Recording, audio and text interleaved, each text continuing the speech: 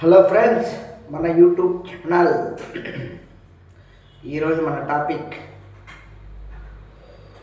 హిందూ పురాణాల ప్రకారం ఏడుగురు సప్త చిరంజీవులు, ఏడుగురు సప్త ఋషులు,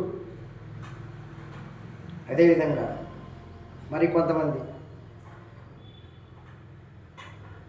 సప్త చిరువులు, సప్త చిరంజీవులు ఇంకా ఇస్తున్నారు. వారు శివునితో వరం పొందిన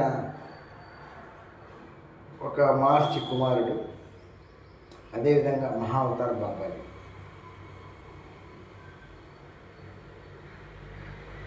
అనేది మన పురాణాల ప్రకారం ప్రజలకు వాస్తవం, నిజానికి.